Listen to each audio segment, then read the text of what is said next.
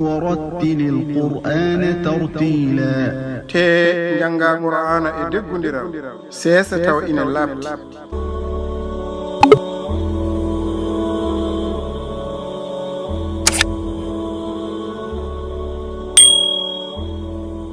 بسم الله الرحمن الرحيم simore almuminuna gonɗinɓe e inde Allah jurum dero jurmotoɗo قد أفلح المؤمنون e jaati gonɗinɓe ɓe malama الذين هم في صلاتهم خاشعون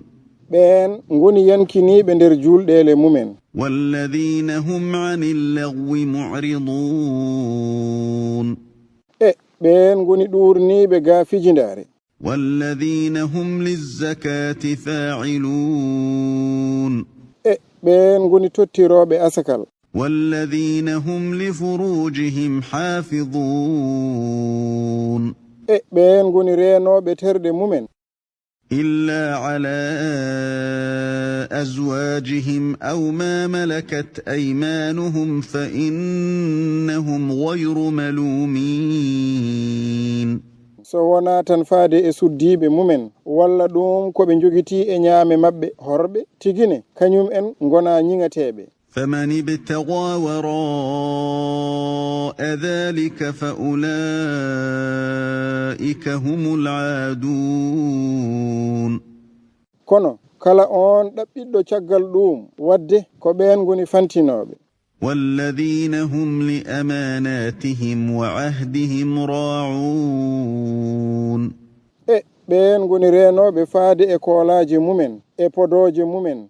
والذين هم على صلواتهم يحافظون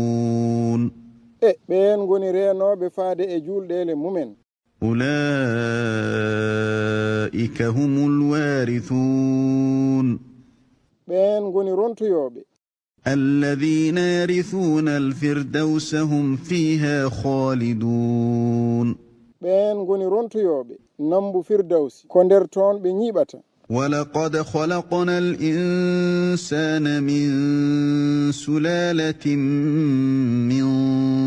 طين e jaati min tagi neɗɗo iwde e loopal ɓakkere ثم جعلناه نطفة في قرار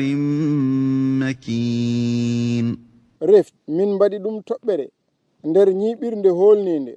ثم خلقنا النطفة علقة فخلقنا العلقة مضغة فخلقنا المضغة عظاما فكسونا العظام لحما ثم أنشأناه خلقا آخر فتبارك الله أحسن الخالقين reft min tagiri toɓɓere nde heɗɗere kadi min tagiri heɗɗere nde husere kadi min tagiri husere nde ƴi'e min cuddiri ƴi'e ɗe tewu refti min puɗɗiti ɗum tagore wonde ndenne ɓural woodani on ɓurɗo tagoɓe ثم إنكم بعد ذلك لميتون refti tigine kon mayoɓe caggal ɗum ثم إنكم يوم القيامة تبعثون refti tigine ñande darnge ko on ummitinteɓe